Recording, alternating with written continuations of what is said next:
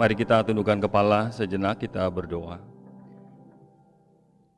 Kami sungguh bersyukur akan kasih setia Tuhan yang begitu besar, begitu tinggi, begitu panjang dan lebar, tak terselami oleh pikiran kami. Kami bersyukur hari ini Tuhan tetap memimpin dan memelihara umat-Mu seperti janji Tuhan. Kalau kami melakukan kebenaran-kebenaran firman-Mu dalam keseharian hidup kami, maka Engkau sendiri akan memelihara dan memberkati kami. Kiranya hari ini Engkau berfirman, sehingga kami dimampukan untuk melakukan di dalam keseharian kami dalam sepanjang minggu yang akan Engkau berikan kepada kami. Tolong juga hamba-Mu dengan segala keterbatasannya, supaya kami sama-sama boleh mengerti dan mempraktekannya. Demi Kristus kami berdoa dan mengucap syukur. Amin. Silakan duduk, Bapak Ibu saudara kasih Tuhan. Mengapa kita beribadah kepada Tuhan? Ini jawaban pertanyaan sederhana dan jawabannya juga sebetulnya sederhana. Supaya saudara dan saya bisa beribadah kepada Tuhan. Dalam kondisi seperti ini kita tetap melakukan ibadah online juga ibadah offline seperti ini. Hal ini tentunya kalau kita melihat firman Tuhan sesuai dengan apa yang Tuhan, kalau saudara membaca Alkitab secara teratur, sampai hari ini kita membaca di Ulangan pasal 5. Dan bagaimana Israel dikeluarkan dari perbudakan di Mesir dengan satu tujuan, supaya mereka boleh beribadah kepada Tuhan. Demikian juga dengan saudara dan saya. Ketika Tuhan selamatkan kita, memberikan kita pengampunan dosa, dan kita diselamatkan memiliki kerajaan sorga, Tuhan ingin supaya saudara dan saya beribadah kepadanya. Itu sebab kita melaksanakan ibadah hari ini. Beberapa waktu yang lalu selesai ibadah seperti ini, ada seorang menelpon saya tentang kesulitan untuk melakukan apa yang dikhotbahkan.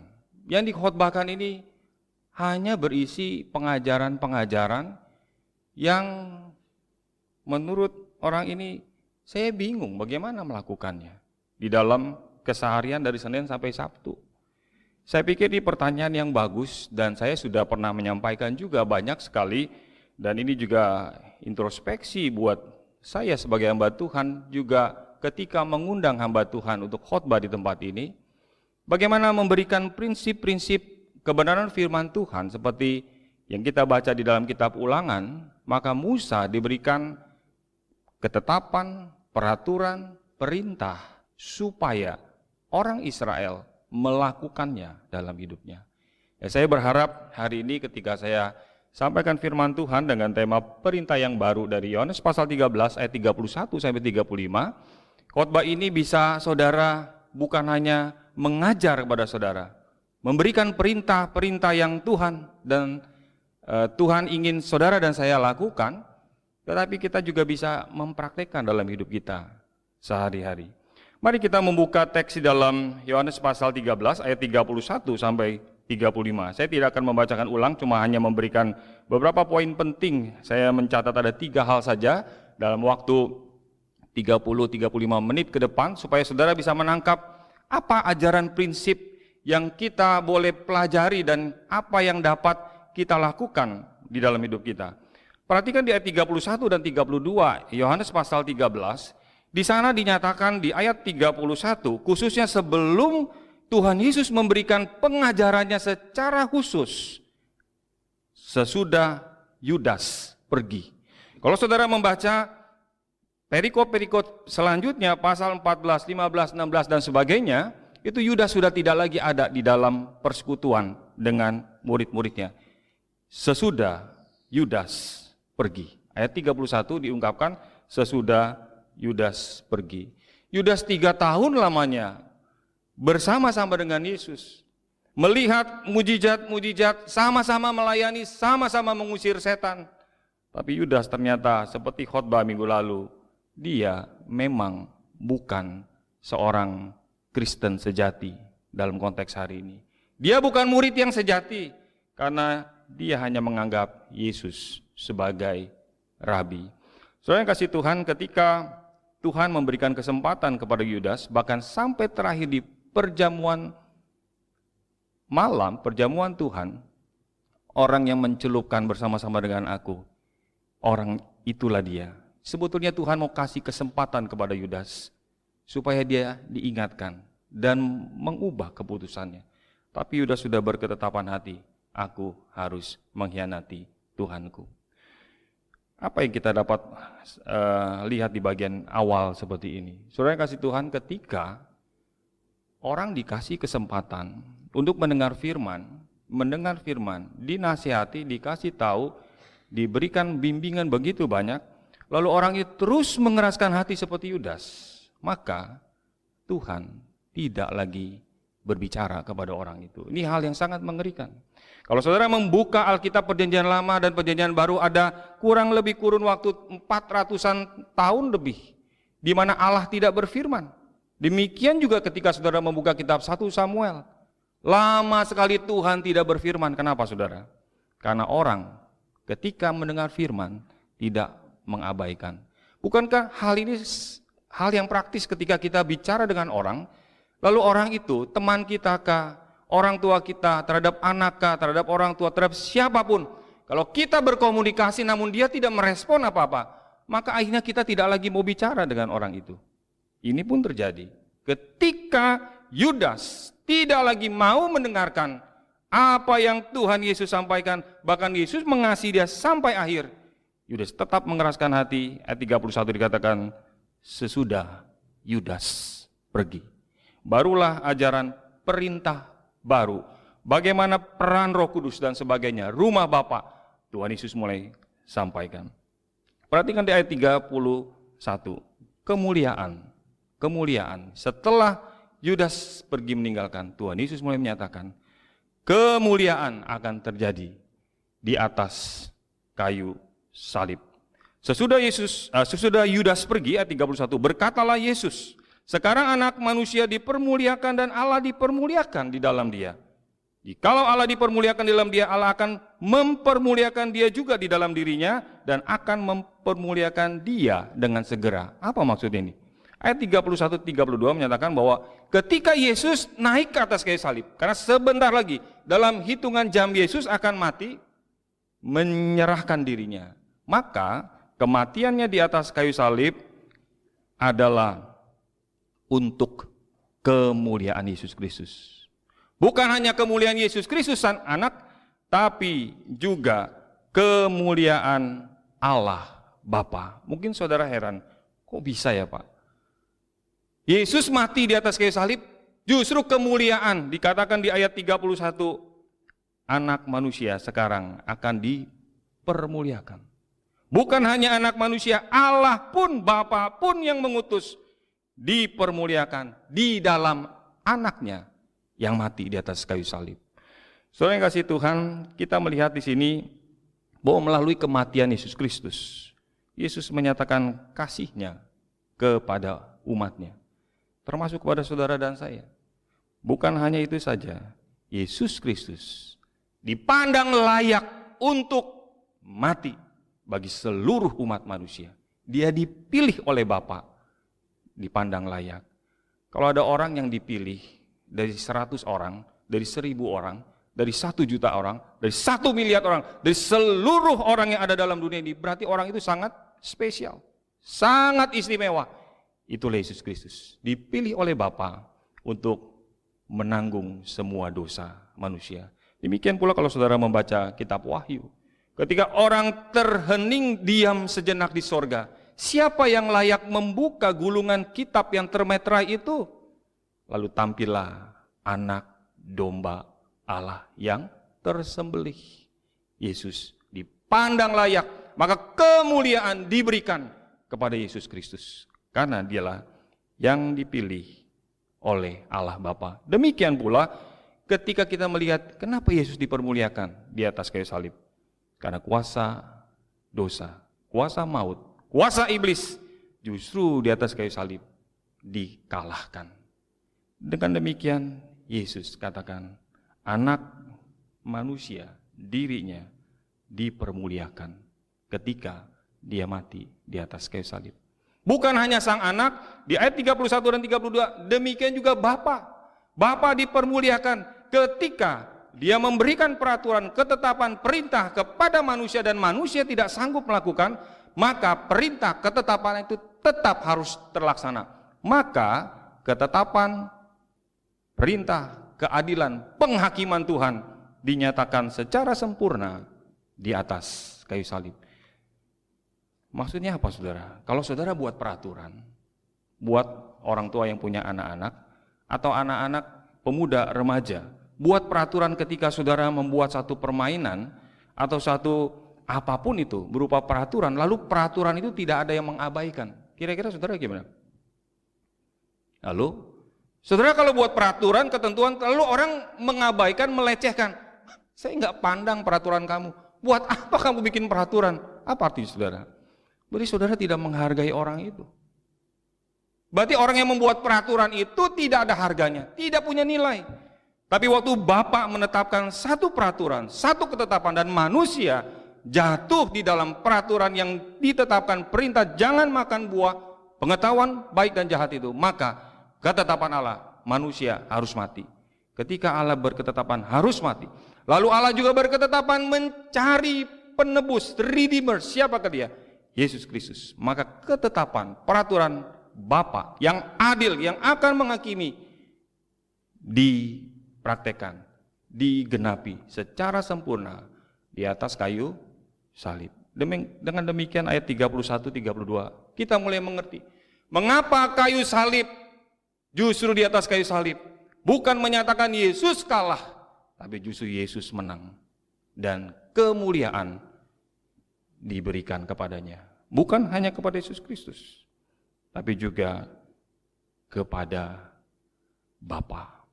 Saudara yang kasih Tuhan, kalau kita membaca surat-surat Paulus maupun Petrus, ketika orang menyatakan kasihnya kepada Tuhan, kasih orang itu, ketika Yesus menyatakan kasihnya kepada manusia, maka kasihnya itu menyatakan kemuliaannya. Demikian juga dengan saudara dan saya.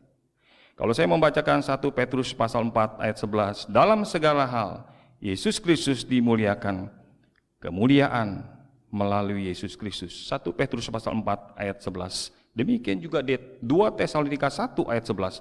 Paulus berdoa agar nama Yesus Kristus dimuliakan di dalam diri jemaat orang Kristen di Tesalonika. Sekarang saya bertanya kepada saudara, ketika kita mengasihi, apakah kasih kita adalah demi kemuliaan Tuhan atau demi kemuliaan kita sendiri? Kalau kita mengasihi orang lain, hari ini temanya perintah yang baru untuk mengasihi. Nanti kita akan melihat kenapa disebut baru. Satu hal yang awal saya mau katakan, kemuliaan anak, kemuliaan Bapa dinyatakan pada waktu Yesus Kristus mengorbankan dirinya. 2 Timotius 2 ayat 12 berkata, if we suffer, we shall also reign with him. Jika kita bertekun, menderita, bertekun, di dalam ketekunan kita pun akan ikut memerintah dengan dia. Dan satu kalimat yang sangat terkenal, no crown without cross. Tidak ada mahkota tanpa salib. Kalau saudara membaca Kejadian, Keluaran, Imamat sampai kitab Wahyu, keseluruhan isi Alkitab adalah tidak ada kemuliaan, tidak ada mahkota tanpa cross, salib, tanpa bertekun di dalam segala kesulitan. Apa yang dapat kita hidupi di dalam bagian pertama ini? Ketika kita melihat kemuliaan justru ada di atas kayu salib, ketika sang anak mengorbankan dirinya mengasihi saudara dan saya, Bapa pun dipermuliakan. Lalu buat saya apa? Bagaimana kita meneladani anak Bapa dimuliakan di atas kayu salib dengan hidup kita? Mari kita memperhatikan diri kita. Peribahasa berkata, berenang-renang dahulu, berakit-rakit kemudian. Betul? Halo? Ada nggak peribahasa begitu? Berenang-renang dahulu. Oh, terbalik ya? Kita ngerti ya? Berarti saudara mau ikuti? Nggak ada. Renang-renang dahulu, nanti rakit-rakit kemudian nggak ada. Yang ada apa? Berakit-rakit dahulu, baru berenang kemudian. Maksudnya apa, Pak? Tadi yang saya sampaikan, tidak ada crown, mahkota, kemuliaan tanpa salib. Tidak ada hasil. Kita kadang-kadang suka melihat, itu orang enak sekali ya. Wah, dia udah sukses ya, dia udah kaya ya, dia udah berhasil. Kita lupa, dia berjuang mati-matian. Kita maunya langsung hasilnya, ujungnya. Kita nggak melihat pergumulan, air mata, penderitaan, perjuangan sampai dia berhasil. Hari ini di bagian pertama kita diingatkan kemuliaan. Kalau saudara dan saya mau mendapatkan kemuliaan Tuhan, mari kita bersama-sama bertekun di dalam Dia. Baru saudara dan saya akan turut memerintah, diberikan anugerah, diberikan mahkota kemuliaan karena kita meneladani Kristus. Amin, saudara. Mazmur 126 ayat 5. Tolong ditampilkan. Mazmur 126 ayat 5. Kita baca bersama-sama. Mazmur 126 ayat 5. Coba kita baca sama-sama, yang remaja, pemuda, yang sudah tengah baya dan di segala usia, kita baca sama-sama 125 ayat 5 untuk mengingatkan kita. 1, 2, 3. Orang-orang yang menabur dengan akan menuai. Saudara sedang menabur? Ya, Pak. Ada air mata? Ada, Pak. Enggak apa-apa. Memang dalam dunia ini kita sedang menabur sambil mencucurkan air mata. Tapi pemazmur dan seluruh ajaran Alkitab mengingatkan kemuliaan akan diberikan. Sorak-sorai bicara tentang kemuliaan. Kita akan menuai bila saatnya tiba. Ini hal yang pertama, ingat baik-baik. Kalau saudara dan saya mau mendapatkan kemuliaan, upah, mahkota, mari meneladani Kristus. Yang kedua, perhatikan ayat 33.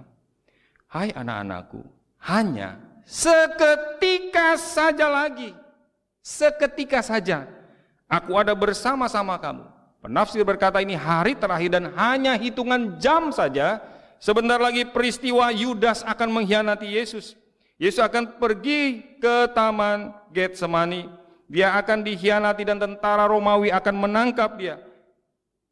Petrus sebentar lagi juga akan menyangkal Yesus 3 kali. Dan puncaknya adalah Yesus akan disalibkan. Berapa lama saudara? Hanya seketika. Waktu yang singkat saja. Aku ada bersama-sama dengan kamu. Pengkhotbah pasal 3 ayat 1 berkata, kita baca bersama-sama Pengkhotbah pasal 3 ayat 1, bicara tentang, kalau saudara baca kitab Pengkhotbah, itu bicara tentang tema yang utama adalah betapa waktu bukan milik saudara dan saya. Waktu itu milik Tuhan, kita nggak tahu tentang apa yang akan terjadi di depan. Karena setiap waktu ada ketetapan Tuhan yang harus terlaksana dalam hidup kita. Itu sebab di sini katakan ketika Yudas tidak lagi mau dengarkan apa yang Tuhan katakan, Yudas pergi dan Yesus katakan, waktuku tinggal seketika lagi. Mari kita baca Pengkhotbah pasal 3 ayat pertama. 1, 2, 3. Untuk segala sesuatu ada masanya. Untuk apapun di bawah langit ada waktunya. Ya, waktu saudara masih remaja, sekolah, berjuang, susah bikin PR ini, bikin itu, harus bangun pagi, harus nggak boleh terlambat dan sebagainya, jalani itu. Nanti saudara lulus kuliah, jalani itu. Nanti menikah, cari pacar, menikah, jalani itu. Nanti sudah berkeluarga, punya anak makin besar, akan meninggalkan saudara, juga ada waktu untuk itu. Dan ketika meninggalkan saudara, mereka akan menikah, dan mungkin sangat sedikit sekali anak-anak yang telepon orang tuanya, itu pun ada waktunya. Saudara yang terus cari tahu dia, ada waktunya. Untuk segala sesuatu ada waktu. Orang yang bijaksana adalah orang yang tahu, karena Salomo ketika menuliskan kitab Pengkhotbah, dia seorang yang bijaksana, dia bicara tentang waktu. Bukan milik saudara, bukan milik saya, tapi milik Tuhan. Tetapi waktu Tuhan kasih waktu itu kepada saudara, apakah kita menggunakannya baik-baik? Karena waktu akan habis terpakai dan kita tidak bisa lagi mengambilnya. Itu sebab hari ini ayat 33, hanya seketika saja lagi aku bersama kamu. Kenapa Tuhan Yesus bilang begitu? Karena sebentar lagi Tuhan Yesus akan meninggalkan para muridnya. Setelah 33 tahun bersama dengan murid-muridnya, bersama Allah Immanuel itu yang menjadi daging ada di tengah-tengah dunia ini, Yesus akan naik ke surga. Hari ini kita diingatkan kembali, mari kita belajar mengingat waktu yang Tuhan berikan. Jangan berkata, ya nanti minggu depan masih ada lagi waktu. Minggu depan masih ada lagi waktu. Waktu minggu depan dengan waktu sekarang udah beda. Besok udah beda. 1 jam udah beda. 1 menit udah beda. 1 detik dari sekarang sudah waktu yang berbeda. Sudah past, sudah berlalu, lampau. Ini yang kedua, mari perhatikan waktu. Ketika kita diberikan perintah yang baru untuk mengasihi, kasihilah orang yang ada di sekitar kita selama ada waktu. Yang ketiga dan yang terakhir adalah ini yang menjadi tema utama kita. Di ayat yang berikutnya dikatakan, ayat 34, aku memberikan apa? Perintah baru. Perintah baru kepadamu supaya kamu saling mengasihi. Sebentar, apakah perintah untuk saling mengasihi baru dikatakan oleh Yesus pada waktu bersama dengan murid-murid 11 itu? Atau memang sebelumnya sudah ada perintah untuk mengasihi? Ternyata kalau saudara membuka Imamat pasal 19, kitab Imamat, kitab Taurat pasal 19 ayat 18. Jauh-jauh hari Tuhan berkata kepada Musa, kasihilah sesamamu manusia seperti dirimu sendiri. Jadi Imamat pasal 19 ayat 18. Sudah tertulis ribuan tahun sebelum Yesus mengatakan, kasihi sesama manusia seperti dirimu sendiri. Jadi ini perintah lama atau perintah baru? Nah, saudara ketika melihat ini, kenapa disebut perintah yang baru? Perintah yang baru di sini dimaksudkan perintah untuk mengasihi. Kalau saudara memperhatikan teks bahasa Yunani-nya, semua kata kasih di sini dari ayat 31 sampai 35 perikop ini memakai kata agape, kasih yang ilahi. Bukan kasih yang storge, kasih filio, kasih eros, kasih suami istri, kasih persaudaraan, kasih karena ada relasi, bukan. Tapi karena kasih ilahi. Inilah perintah yang baru. Orang Yahudi, saudara, kalau saudara memperhatikan, mereka itu sangat eksklusif. Mereka tidak gampang mau bergaul dengan orang-orang yang bukan bangsanya sendiri, non-Yahudi. Bahkan kalau kita membaca kehidupan daripada Rasul Petrus, Rasul Yakobus yang memang orang tanda petik orang totok Yahudi, benar-benar pegang, tidak mau, pokoknya nggak mau, sangat eksklusif, nggak mau melayani orang yang non-Yahudi. Demikian juga dengan Nabi Yunus. Kalau kita baca, dia nggak mau melayani, dia terpaksa melayani. Dan dia baru tahu akhirnya bahwa Tuhan memang mengasihi bangsa-bangsa non-Yahudi, bangsa-bangsa di luar Israel. Saudara yang kasih Tuhan, inilah perintah yang baru. Mengasihi harus menjadi tanda kita, saudara dan saya, sebagai murid-muridnya. Dikatakan di sana, supaya kamu saling mengasihi, sama seperti aku telah mengasihi kamu, demikian pula kamu harus saling mengasihi. Dengan demikian ayat 35, semua orang akan tahu bahwa kamu adalah murid-muridku jikalau kamu saling mengasihi. Jadi tanda orang Kristen yang sejati, punya iman yang sejati, bukan sekedar punya doktrin ajaran yang bagus. Itu penting. Kalau saudara tidak punya ajaran yang bagus, prinsip yang bagus, doktrin yang bagus, bagaimana kita mau menghidupi dalam praktek kita sehari-hari? Yang penting praktek, Pak. Yang penting praktek, Pak. Nggak perlu teori. Salah kita. Kita harus dua-duanya. Punya prinsip, karena Alkitab berkata, ajarkanlah. Baik hukum Taurat maupun Yesus Kristus berkata, ajarkanlah mereka. Di dalam Matius pasal 28 ayat terakhir, perintah Yesus, ajarkanlah. Setelah saudara diajar, maka kita harus mempraktikkan menjadi seorang murid, bukan menjadi seorang yang beragama Kristen. Ini beda. Itu sebab banyak kekristenan yang mengecewakan. Kenapa? Karena hanya menjadi orang Kristen. Hari ini kita diingatkan, saudara dan saya dipanggil untuk menjadi murid. Murid yang sejati baru bisa dilihat. Tandanya adalah kasih yang kita mesti tunjukkan, buktikan. Kalau saudara memang sudah dikasih Tuhan, sudah diselamatkan lewat pengorbanan Tuhan di atas bukit Kalvari, saya pastikan saudara nggak mungkin nggak mengasihi. Nggak mungkin. Karena kasih Allah ada dalam kita. Bahkan ketika kita mengalami kesulitan untuk tetap mengasihi orang yang tidak mengasihi kita, Tuhan akan tetap memampukan kita. Karena kasih adalah salah satu daripada buah roh. Di dalam bagian terakhir ini kita diingatkan sekali lagi. Saudara kasih Tuhan, mungkin ayat ini berkata, dari ayat-ayat ini saudara akan berkata, jangankan mengasihi musuh, Pak. Mengasihi suami, mengasihi istri, mengasihi anak-anak, anak-anak mengasihi orang tua, menghormati teman, itu aja udah susah. Apalagi mengasihi musuh. Perintah yang baru ini saya katakan tadi, perintah untuk mengasihi dengan kasih yang ilahi, bukan milik saudara dan saya. Kalau saudara dan saya suruh mengasihi, susah sekali. Kita maunya membalas. Biasanya kalau kita disuruh membalas, kita balasnya lebih ringan atau lebih berat? Halo? Pasti lebih berat.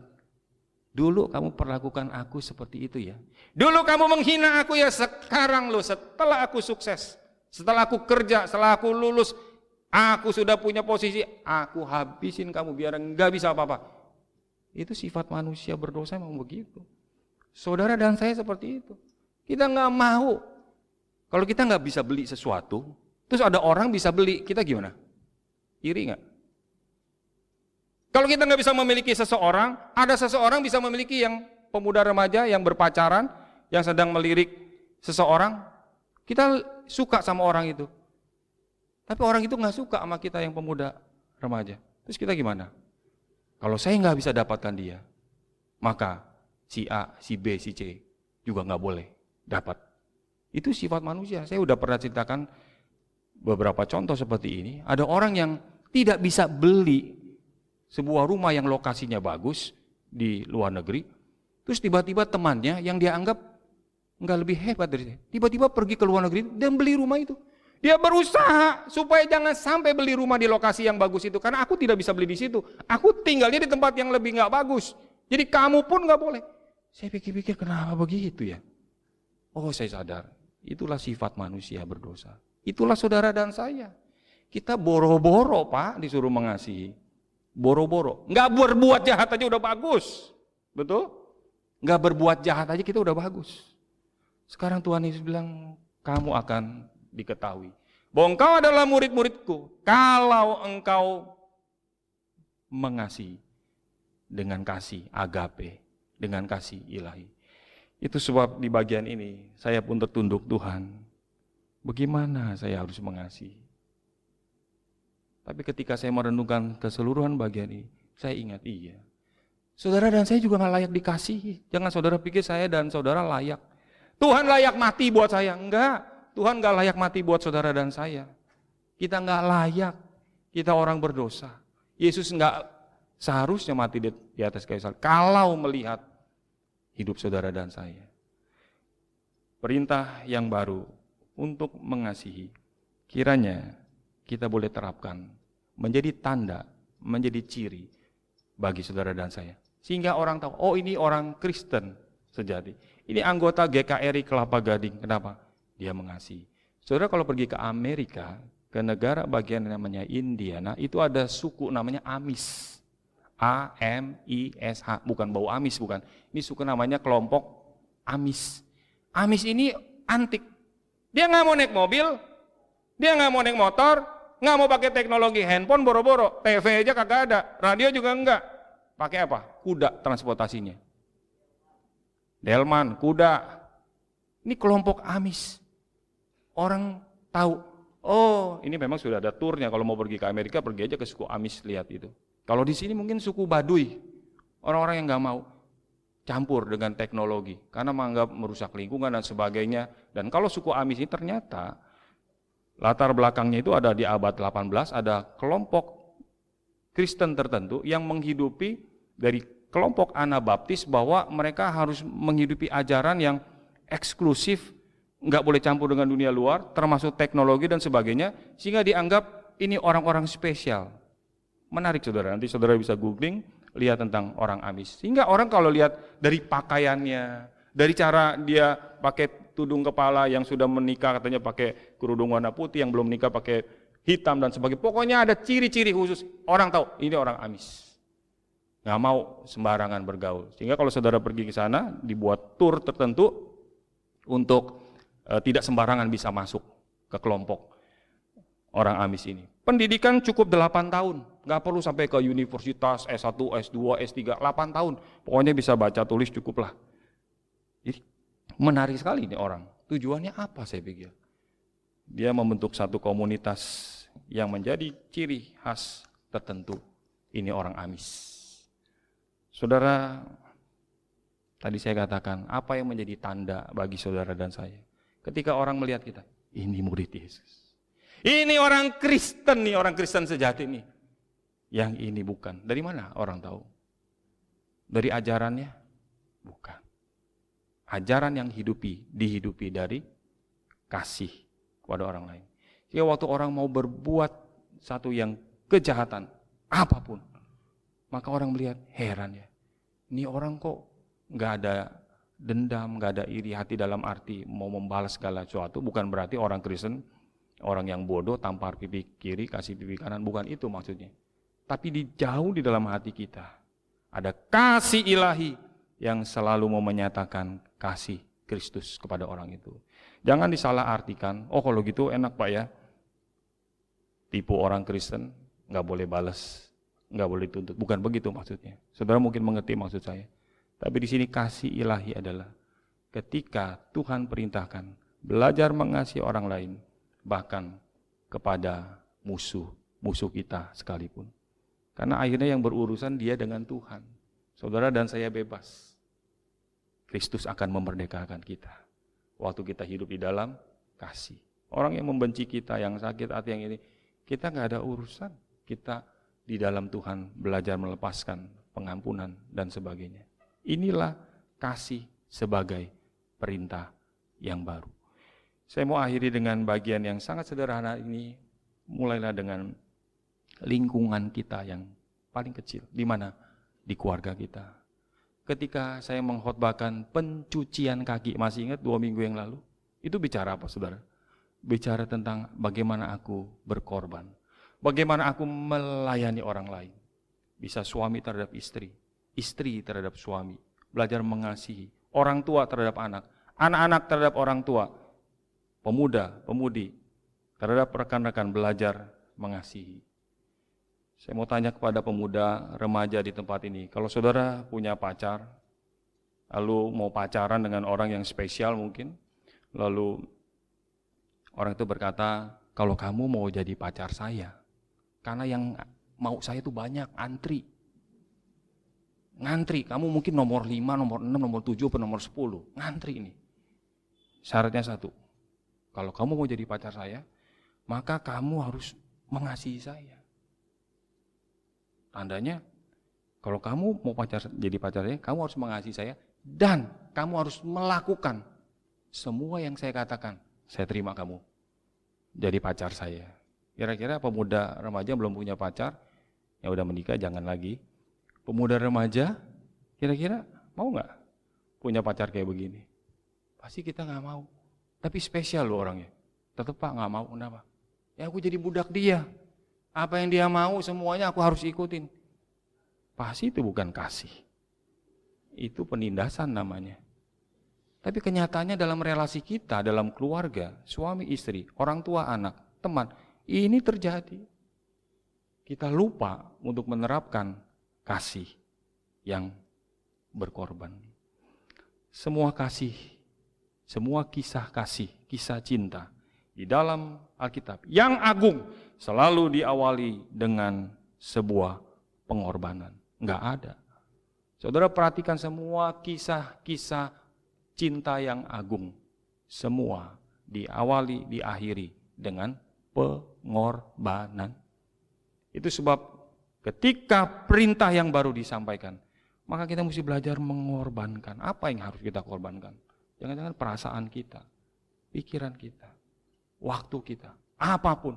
Aku belajar mengorbankan untuk orang yang aku kasihi, karena dia dikasihi juga oleh Tuhan. Kalau spirit semangat seperti ini ada dalam diri saudara dan saya, maka saya berharap khotbah hari ini, perintah yang baru yang Tuhan Yesus sampaikan kepada murid-muridnya dan sekarang kepada saudara dan saya, tidak menjadi sia-sia. Amin. Mari kita bangkit berdiri. Mari kita berdoa. Terima kasih buat firman Tuhan hari ini. Kami diingatkan beberapa hal yang penting. Tidak selamanya Tuhan berfirman kepada kami. Kalau kami mengeraskan hati, tidak mau melakukan, maka firman Tuhan itu menjadi tidak berarti bagi kami. Pada firman-Mu itu seperti pedang bermata dua. Engkau mengundang, mengajak, menasehati, menegur, memerintahkan, supaya hidup kami boleh ada dalam berkat-Mu. Tuhan juga mengajar kami, ciri kami untuk mengasihi untuk kemuliaan Tuhan.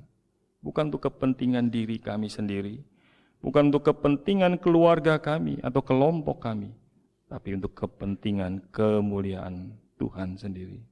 Tuhan ajar kami juga menggunakan setiap waktu yang ada dengan bijaksana, karena waktu tinggal sedikit lagi saja.